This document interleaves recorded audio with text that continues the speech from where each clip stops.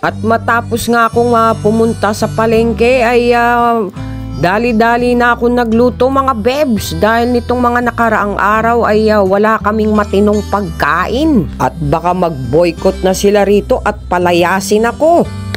Kaya naman magluluto ako ng espesyal para sa araw na ito mga bebs, ang sinigang na hipon.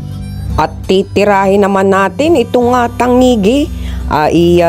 Hihilamusan ko muna siya nitong ipipacial ko muna siya nitong kalamansi mga bebs para matanggal ang kanyang lansa. So napakamahal talaga niyang tangigi mga bebs. Akalain mo 3 piraso lang nasa 410. So pumapatak siyang 135.50 centavos ang bawat isa. Kaya kailangan patitinik nito at balat nito kainin mo. Para walang sayang. So lalagyan lang natin yan ng patis at paminta. Yun na ang gagawin kong pang-alat niya. At sariwang-sariwa talaga yung nabili kong tangigi mga bebs dahil dahil nung finingerzi ko siya ay lumalaban talaga yung laman at hindi siya bilasa. So tapos na nating i-facial ang aking tangigi.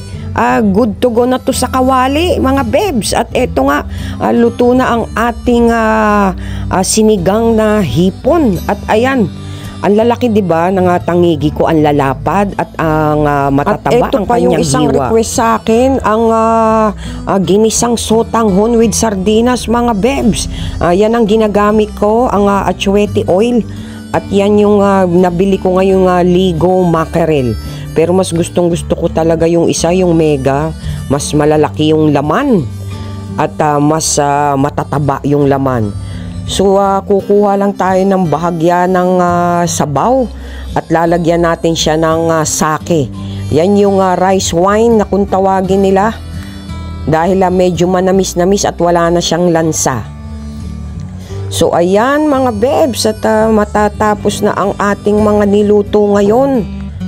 Hindi man maubos yan ngayon ay pwede pa yang maubos sa ibang araw. At yan nga nilagyan ko ng kalamansi din mga bebs.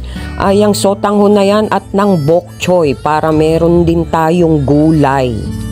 So yun lang mga bebs, at mapagpalang linggo sa inyong lahat. Sumayin nyo ang kapayapaan at ang biyaya ng Diyos. Good vibes!